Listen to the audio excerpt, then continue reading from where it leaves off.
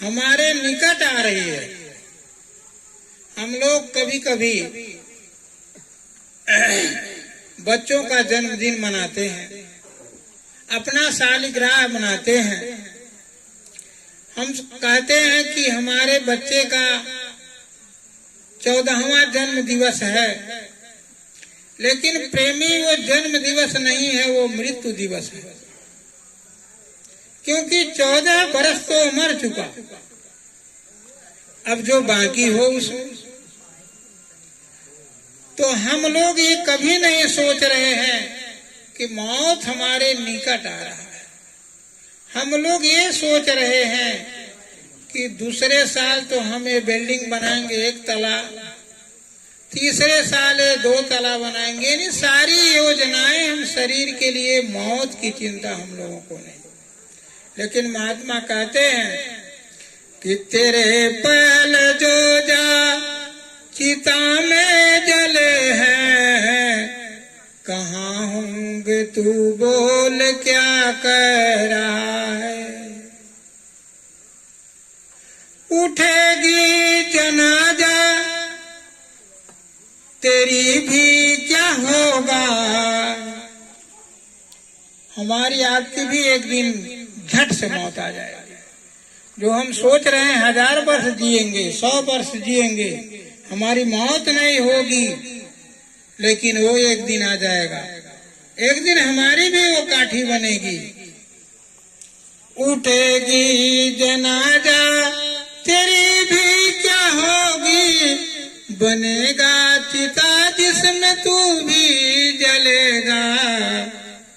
जले नाते रिश्ते गिरे खाक बनके, बता तेरा दिल तुझसे क्या कह रहा है।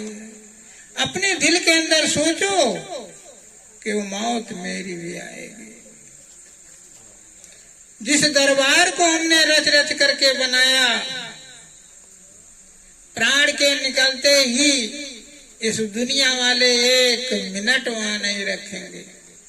महात्माओं ने कहा, पल भर पहले जो कहता था यह धन मेरा, यह घर मेरा, प्राणों के तन से जाते ही उसको लाकर बाहर गिरा।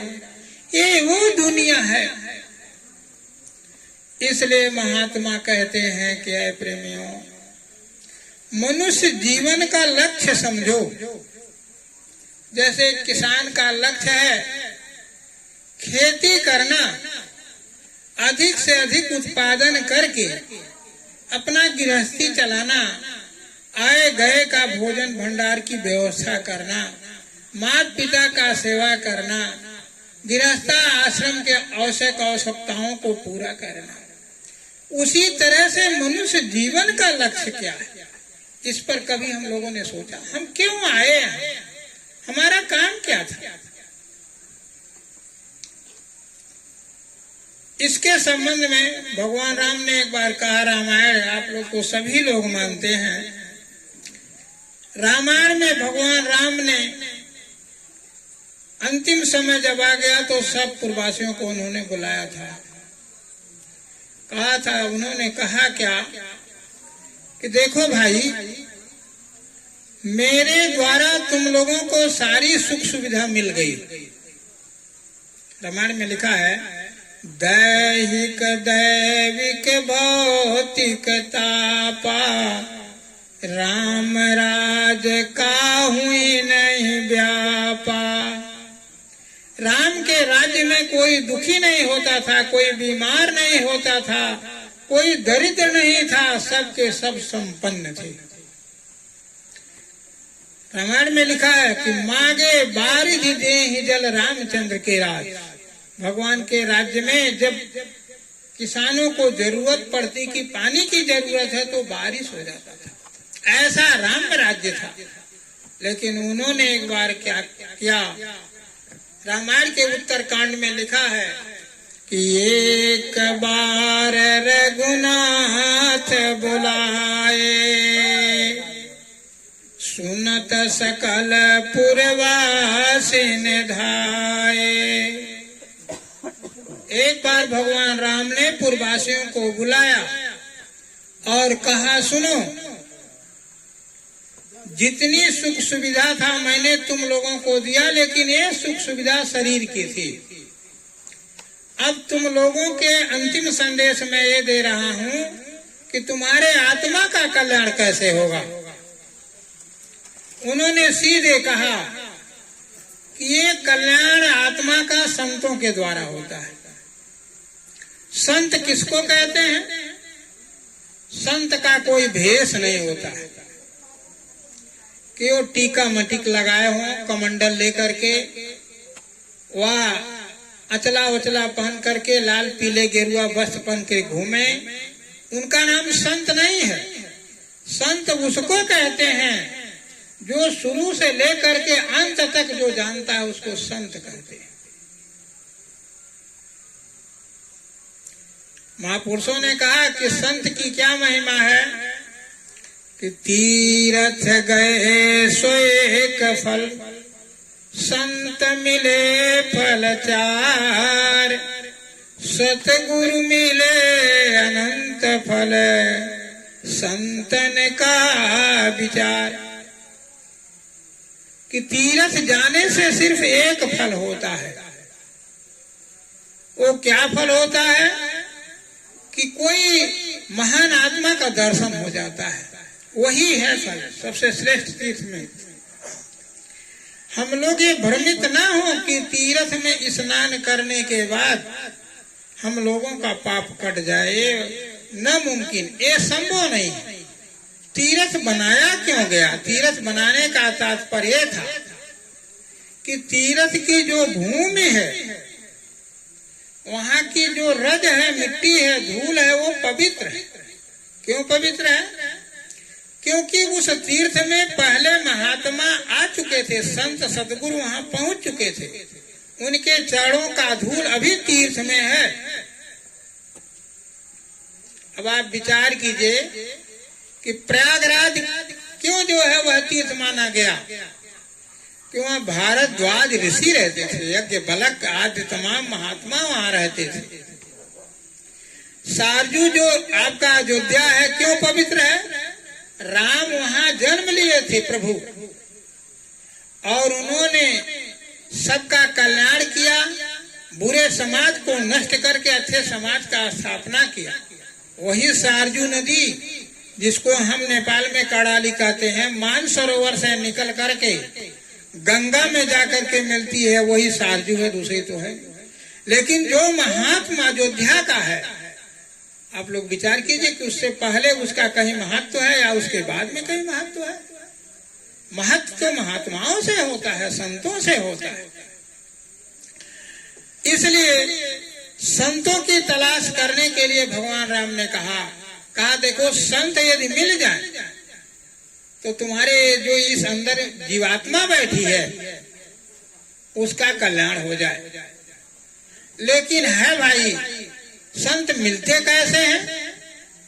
रामचरितमानस में लिखा है कि पूर्ण पुंज बिन मिलहिन संता, सतसंगत संस्कृति करयंता। अब संत मिलेंगे कैसे? जब आप पुण्य करोगे, पुण्य का पहाड़ इकट्ठा हो जाएगा, तब संत मिलेंगे। अब वो पुण्य क्या चीज है? भगवान राम ने फिर बताया वो पुण्य क्या है। जब आप धर्म करोगे, और धर्म क्या है? उन्होंने कहा परम धर्म श्रुति विदित अहिंसा, पर निंदा समय घन गिरीसा। उन्होंने कहा सबसे बड़ा धर्म क्या है? परम धर्म, उससे बड़ा धर्म कुछ नहीं होता। अहिंसा, किसी का दिल मत दुखाओ, वही सबसे बड़ा धर्म है। सब में उस परमात्मा को देखो। सब भूमि, सब जगह है, सब समय पवित्र है, सब जीव पवित्र हैं। इसलिए भगवान राम ने कहा भी हम लोगों के अंदर तमाम जो है गलत गलत विचार, उल्टा सीधा विचार आते हैं कि वो छोटा है, वो बड़ा है, ऐसा है, वैसा है। भगवान राम ने कहा जब सबके अंदर वो मालिक बैठा हुआ है तो कोई नहीं छोटा न कोई बड़ा है। रामायण में स्पष्ट लिखा है कि को बड़ छोट का अपराधु, सुनि गुण भेद समझिए साधु। सबके अंदर वो मालिक बैठा है। और रामचरितमानस में गोस्वामी जी कहते भी हैं कि सिया राम मैं सब जग जानी, करहूं प्रणाम जोरी जुग पानी। सब सिया राम मैं है, हम सबका नमस्कार करते हैं। आए प्रेमियों, सब राममय है, सबके अंदर वो राम रहता है। लेकिन इसमें बात एक है, किसान जो है वही बीज सारे किसान खेत में डालते हैं, लेकिन किसी का बीज उगता है, किसी का नहीं उगता है। किसी का बीज उग गया तो बढ़िया से जो है फसल बढ़िया हो गया, वही बीज किसी के लिए जो है वो अच्छा पैदा नहीं देता। क्यों? क्योंकि जब वह बीज बढ़िया से संतुलित तरीके से उसकी व्यवस्था हम करेंगे, उसमें मल खाद समय से डालेंगे, उसके परहेज जो है खरपात निकालेंगे, तब वो फसल अच्छा होता है। उसी तरह से इसके अंदर भी वो सियाराम है। अब उसमें वो सियाराम को जगाने के लिए, महात्माओं ने कहा सियाराम को जगाने के लिए बड़ी दुख की बात है कि जो ईंटें पत्थर के मंदिर में आप पत्थर का मूर्ति डालते हो, वहां लड्डू घी और जो है किसी न किसी को मिष्ठान डालते हो, लेकिन जो परमात्मा तुम्हारे अंदर है, सियाराम तुम्हारे अंदर है, उसमें शराब डालते हो, उसमें मांस डालते हो। जब तुमने श्री राम है तो श्री राम का दर्शन करने का उपाय सोचो। आप तमाम चित्र देखते होंगे, हनुमान जी ने अपना ये छाती फाड़ करके भगवान राम को दिखा दिया। इसका मतलब वो सब में है सियाराम। तो कहने का तात्पर्य है प्रेमियों, आप लोगों से महात्मा यही कहते हैं कि लोगों को जाकर के समझा दो कि देखो मृत्यु निश्चित है। इस संसार के कंकड़ पत्थर में ज्यादा समय मत लगाओ। जो ये जीवात्मा जन्म जन्म से भूखी प्यासी है, इसके लिए आपने क्या भोजन दिया? भोजन न देने से ये आत्मा आपकी कमजोर हो गई और मन सबल हो गया। मन सबल होने से क्या हुआ? आत्मा कहती है शराब नहीं पीना चाहिए, देखिए कल हम नाली में गिर गए थे, देखो कितनी परेशानी हुई। लेकिन वो मन कहता है अच्छा ठीक है, मैं ये काम नहीं करूंगा। लेकिन फिर जब वो भट्टी के नजदीक पहुंच जाता है तो उसके स्वादों को जरा सा वो याद करता है, फिर कहता है चलो थोड़ा पी ले। ऐसे थोड़े थोड़े से वो बढ़ जाता है। वो मजबूर है, मन के अधीन हो गया है, नहीं तो जानता है बुरा चीज। अभी आप विचार कीजिए कि भारत वर्ष में कानून बन गया है कि रेप करने वालों को फांसी की सजा दी जाएगी, लेकिन कहीं रेप बंद है? अभी आपका अयोध्या का कांड, आपका जो है पश्चिम बंगाल का कांड निरंतर चल रहा है कि अब फांसी उन लोगों की होगी, लेकिन फिर भी देखो क्यों इश्क में परेशान है। उनको ये पता है कि हम पकड़े जाएंगे तो फांसी होगा, लेकिन वो इश्क में मजबूर है, अपने मन को नहीं मना पा रहे। ऐ प्रेमियों, इसी तरह से भगवान राम ने कहा अपने मन को मारो। तुम कहते हो कि मैं उसको परास्त कर दूंगा, उसको परास्त कर दूंगा। अरे हम काठमांडू तक मुद्दा लड़ेंगे, लेकिन अपने मन के लिए कहाँ मुद्दा लड़ोगे? महापुरुषों ने कहा दुश्मन तो तुम्हारा मन ही है। उन्होंने कहा क्या? जिन्होंने मार मन डाला उन्हीं को सूरमा कहना। ये मन को मारो कि हम शराब नहीं पिएंगे, मन को मारो मैं हिंसा नहीं करूंगा, मछली नहीं खाऊंगा। अपराध नहीं करूंगा, व्यभिचार नहीं करूंगा, तब आप बहादुर बन जाओगे। आप अपने मन को मार लो तो दुनिया में आपको कोई नहीं मार सकता। तो इसलिए ऐ प्रेमियों, लोगों में शंका उपशंका होगी कि ये तो बाबा जय गुरुदेव वाले हैं, राम को नहीं मानते हैं। ऐ प्रेमियों, हम राम को मानते हैं, कृष्ण को मानते हैं, ईसा को मानते हैं, मोहम्मद को मानते हैं। लेकिन आप मानने की कोशिश करो, राम ने हम लोगों को क्या सिखाया। राम ने यही कहा कि आप दो भाई हो, यदि एक भाई अधिक ले लेता है तो बर्दाश्त करो। अब देखिए एक उदाहरण, भगवान राम को राज तिलक होना था। समाज की स्वीकृति थी कि बड़े को राज दिया जाएगा, लेकिन रात भर में ऐसा पासा पलटा, माता कैकेयी ने कही भरत को राज मिलेगा। लोग सोचने लगे राम और भरत में लड़ाई हो जाएगा, लेकिन राम ने कहा कोई बात नहीं, बहुत बढ़िया बात है। अरे भाई, राजा तो हमारा भाई ही बनेगा। ठीक है, वो राज करें, और मेरा सौभाग्य है कि वन में जा करके ऋषि मुनियों का दर्शन करूं। अब आप विचार कीजिए, इतने बड़े भाव, पूरी राज्य जो है भरत को दे दिए, लेकिन उस पर जरा सा शंका उपशंका नहीं हुआ। आज ही एक मंडी जमीन इधर उधर छोटा बड़ा भाई ले ले तो मुकदमा सुप्रीम कोर्ट तक जाता है, काठमांडू तक। इसलिए यदि हम राम को मानते हैं तो यदि भाई भाई की बात है तो हम झगड़ा क्यों करें। यदि हम झगड़ा करते हैं तो हम राम भजन के अधिकारी नहीं। भगवान राम ने कहा, राम भजन के जे अधिकारी, ताको सतसंगत अति प्यारी। जो राम भजन के अधिकारी वही है जो सत्संग प्यारा लगे हुए। अब तमाम बातें हैं, देखिए वही भाई भरत राजगद्दी पा गया, लेकिन वो भगवान राम को मनाने के लिए गया वहां चित्रकूट में, और भगवान राम से इतना विनती किया कि यदि आप नहीं चलोगे अयोध्या तो हम नहीं जाएंगे, हम नहीं जाएंगे, हम यहीं रहेंगे। भगवान राम मजबूर हो गए।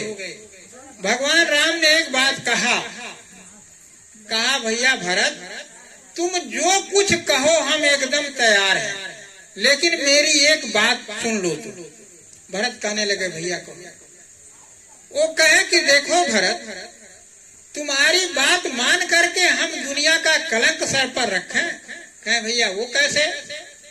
कहे लोग यही कहेंगे कि पिता ने वन पठाया था लेकिन वो नहीं माना। क्या ये कलंक हमारे ऊपर यदि रहे और तुम इस पर खुश रहो तो चलो मैं अयोध्या का राज करूं। भरत कहने लगे भैया मैं कलंक कैसे कहूं आप अपने सर पर। ठीक है मैं जा रहा हूं, लेकिन आप अपना चरण पादुका दे दो। भगवान राम ने कहा इसको क्या करोगे? उन्होंने कहा जहां भगवान बैठेंगे हमारे प्रभु राम, हम वहां कैसे बैठ सकते? यदि वो नहीं है तो उनका चरण का ये पादुका जो जिसमें धूल लगी हुई है पावन पवित्र, इसको गद्दी पर रख करके मैं राज्य करूंगा। अब आप विचार करो, भाई हो तो ऐसा, राम ने तो यही सिखाया हम लोगों को कि ऐसे भाई भाई का व्यवहार रखो। राम ने हम लोगों को जो जो भी बात बताया, अब आप विचार कीजिए कि यदि हम मांस खाते हो, जब उन्होंने कहा कि परम धर्म श्रुति विदित अहिंसा, तो हम मांस खाते हैं तो क्या राम को मानते? हमारी भाई भाई में मुकदमा लड़ाई झगड़ा चल रहा है, इतनी बुरा समय हो गया है। कोई पूछता है अरे भाई तुम्हारे भैया का घर किधर पड़ेगा, तो कहता है जा पूछ लो उधर, उनसे हमारा नहीं बनता है, किसी दूसरे से पूछ लो। अब बताओ, ऐसी जो है विडंबना, ऐसी परेशानी हम लोग। अब हम कहते हैं हम राम के भक्त हैं, हम कैसे मान लें आप राम के भक्त? इसलिए है प्रेमियों, इस संसार के अंदर महात्माओं ने सिर्फ एक ही बात यही कहा कि तुम अपने आत्म कल्याण के लिए उपाय खोजो। जैसे ये भादव आ रहा है, सावन तो खत्म हो गया, 2-3 दिन भादव में चला गया। पहले ऐसा होता था कि लगातार 8 दिन 10 दिन बारिश होती थी, अब भी हो सकता है।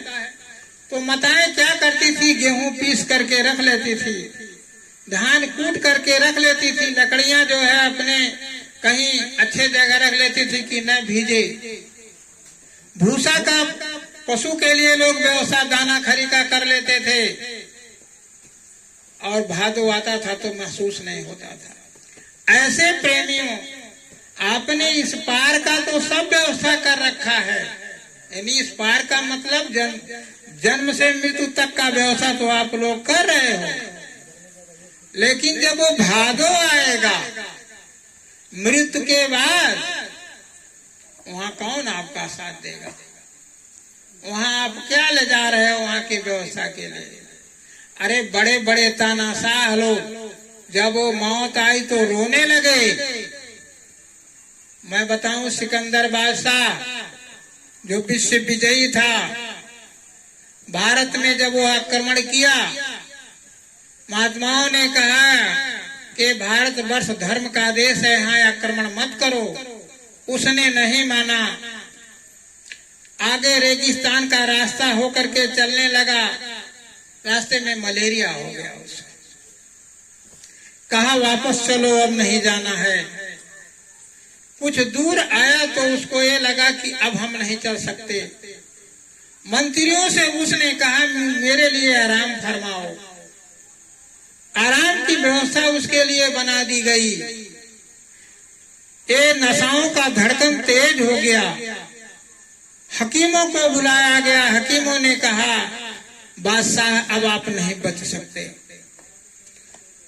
उसके किए हुए कुकर्मों को अब वो याद करने लगा, क्योंकि ये मूर्ख तो था नहीं, लेकिन मन के आवेश में उसने बहुत सारे लोगों को मार डाला, कितने औरतों को विधवा कर डाला, कितने बच्चों को अनाथ कर लिया, और धन दौलत जितना लूटा वो लूटवे गया।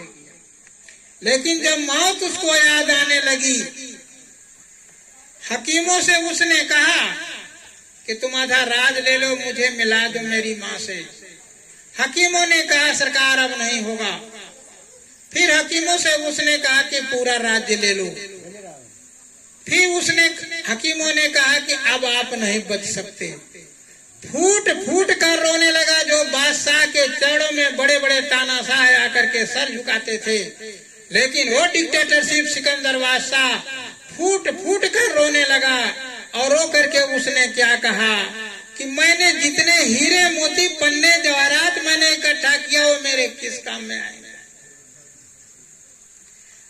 दुनिया वाले, अब तुम लोग इसको ले लो, मैं क्या करूंगा? तो उसने कहा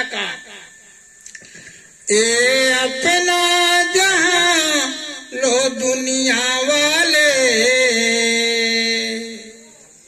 हम इस दुनिया से जाए रहे। जो नाते रिश्ते जोड़े थे, उन रिश्तों को हम तोड़ चुके। उसने कहा क्या दुनिया वाले, अब इसको तुम लोग ले लो, मेरे किस काम का? उसने लास्ट में कहा कि वह राह अकेले कटती है, वहां न कोई साथ चले। यहाँ तो किसी को कुछ हो जाए तो पूरे गांव के लोग इकट्ठा हो जाएंगे, लेकिन उस रास्ते में कौन मिलेगा आपको? अकेले जाना पड़ता है। वह राह अकेले कटती है, वहां न कोई साथ चले। उसने कहा उस पार न जाने क्या पाए।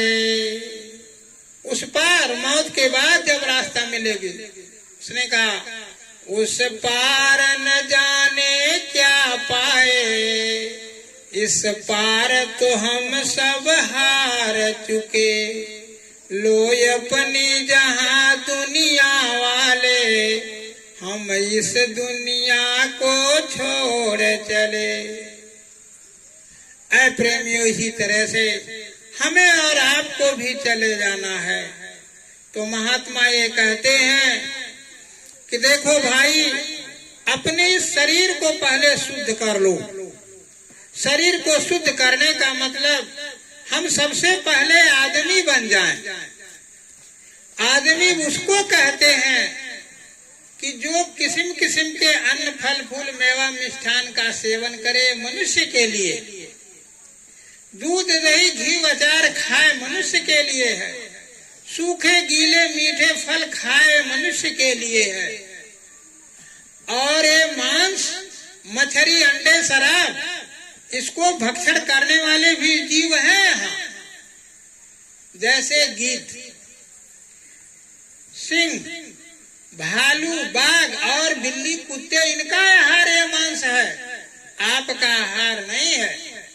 इसलिए आप देखो, वो लोग प्रकृति को नियम को मान रहे हैं। अब आप बाघ को घास दीजिए तो क्या वो खाएगा? लेकिन हम घास भी खा ले रहे हैं, मांस भी खा ले रहे हैं, जबकि मनुष्यों का आहार ये नहीं है। तो हम सबसे पहले मनुष्य बने। अब मनुष्य का दूसरा क्या काम है? ये तो खाने का चीज है। दूसरा क्या चीज है? मेहनत की कमाई खाओ, तब वो शाकाहारी होगा। तीसरा चीज, इसी शाकाहारी चीजों में कोई ऐसी भी चीज है जिससे नशा होता है। ये नशीली वस्तु आप खा लोगे तो आपकी बुद्धि खराब हो जाएगी। माता बहनों का जो है, ये जो पहचान है, खत्म हो जाएगा। चाचा भतीजी की हाथ पकड़ लेगा, भाई भैया का हाथ पकड़ लेगा, बुद्धि खराब होने के नाते। महात्माओं ने कहा कि मनुष्य पहले बनो, मनुष्यता अपने अंदर लाओ, शाकाहारी बनो, तब वो प्रभु रीझ जाएगा। तब संतों की तलाश करो। महात्माओं ने कहा कि बिना संत के आपका काम नहीं होगा, क्योंकि वो सारा रास्ता वही जानते हैं। तब वो संत मिलेंगे, क्योंकि पुण्य का जखीरा आपके पास हो जाएगा। और जब संत मिल जाएंगे तब आपको मनुष्य शरीर का असली लक्ष्य प्रभु पाने का मार्ग इसके अंदर महात्माओं ने कहा। रामायण में यदि राम को आप रामायण को मानते हैं तो उसमें खोल करके लिखा है कि साधन धाम मोक्ष कर द्वारा, पाई निज ही परलोक समारा। इसमें सब सारी व्यवस्था बनी है। वाल्मीकि कहीं नहीं गए थे, वो जंगल में बैठ करके वहीं सप्त ऋषियों ने उनको नाम दिया और दुनिया से वो उलट करके कि अब दुनिया से हमारा कोई काम नहीं चलेगा, तब वो जा करके वहाँ साधन भजन किया। वो अयोध्या नहीं गए, मथुरा काशी नहीं गए, उसी जंगल में जहाँ लोगों को मारते थे, सताते थे, काटते थे, रत्नाकर नाम के डाकू थे। तो इसलिए हम कहीं भी मंदिर बना सकते हैं। भगवान कृष्ण ने कहा है सकल भूमि गोपाल। भगवान शंकर ने कहा है कि इस व्याप्त सर्वत्र समाना, प्रेम प्रकट हुए ही मैं जाना। हर जगह वो प्रभु रहता है, हम कहीं भी प्रभु को खो सकते हैं। हाँ, तीर्थ में जाने का मतलब ये होता है कि भाई भक्त जन जाते हैं, उनके सहारे से हम लोगों को भी वहाँ सीख मिलता है। वहाँ महात्मा संत विचरते हैं, संजोग से वो मिल गए तो हमको सद्ज्ञान दे देते हैं। तो इसलिए वो तीर्थ पवित्र है। लेकिन आप भजन कहीं भी कर सकते हैं, लेकिन भजन के लिए शुद्धता यही है कि आप अपने मन को मार लो, किसी के प्रति बुरा विचार न रखो, माताओं का पहचान करो, उनका आदर कदर करो। ये माताएं, इन्हीं के द्वारा सारी सृष्टि का निर्माण हो रहा है। ध्रुव प्रहलाद जैसे, राम और कृष्ण जैसे महापुरुषों के जन्म देने वाली यही माताएं हैं। और इन माताओं से हम हाथ जोड़कर निवेदन करेंगे कि अपने बच्चों का संभाल करें। वे लोग अपने बच्चों का अच्छा आहार खिलावें, साग सब्जी घी अचार फल फूल खिलाएं। यदि वो मांस खिलाएंगी, अंडा खिलाएंगी, तो देखो उनकी बुद्धि खराब हो जाएगी, क्योंकि मांस का मतलब हिंसा है और उस हिंसा से उनके अंदर भी हिंसात्मक बुद्धि उत्पन्न होगी, जिससे समाज में तमाम प्रकार के लड़ाई झगड़े हो रहे हैं। इसलिए प्रेमियों, हम सभी लोगों से प्रार्थना यही करेंगे कि आगे का समय बाबा जी ने खराब कहा है, उसके शुद्धता के लिए आप लोग शाकाहारी हो जाओ। अपने घरों में बैठ करके उस मालिक का, राम का, कृष्ण का, भगवान का, ईसा मोहम्मद, जिसको आप भजते हो आप भजो। मेहनत की कमाई खाओ और आए गए के लोगों को खिलाओ, और हरगिज नहीं जो है मांस मछली अंडा शराब इसमें डालो, और किसी पशु पक्षी को न सताओ, न सताने का विचार करो, वरना महात्माओं ने कहा कि इसका परिणाम बहुत बुरा होगा। महात्माओं ने ये कहा कि कोरोना तो एक साधारण बीमारी थी, लेकिन आगे चल करके भयंकर बीमारी होगी। और दूसरी बात बाबा जी ने कहा कि विश्व युद्ध हो करके रहेगा, इसको कोई टाल नहीं सकता। आप लोग तो बुद्धिमान हैं, निरंतर समाचार न्यूज पढ़ रहे हैं। अभी बांग्लादेश और भारत का, यूक्रेन और रूस का, ईरान और इजराइल का, अमेरिका और चीन और तमाम जो है राष्ट्राध्यक्षों का दिमाग खराब हो गया है, कब विश्व युद्ध हो जाए। बाबा जी ने कहा, सारे महात्माओं ने कहा, विश्व की जनसंख्या इस समय 8 अरब है, लेकिन 1 अरब से नीचे चला आएगा। महात्माओं की बात कभी गलत नहीं होती है। इसलिए है माताओं, है बहनों, आप सभी लोगों से प्रार्थना हम कर रहे हैं कि देखिए, सबका आदर कदर करो, पुरुषों का भी आप महत्व रखो, वो आपके पति हैं। सुबह उठ करके उनका चरणोदक लो, और ये बच्चे जो हैं इनसे भी हमारा प्रार्थना है, माता पिता का चरण स्पर्श करें, उनके आशीर्वाद से आप अच्छे विद्वान ज्ञानी बन जाओगे और आगे चल करके देश का कमान संभालोगे। यही कहते हुए अपने बाड़ी पर हम विराम देना चाहते हैं। मेरे कहने सुनने में भाई किसी को कोई कष्टकारक वाणी मेरे द्वारा लगी हो तो हम उनसे क्षमा चाहते हैं। जय गुरुदेव।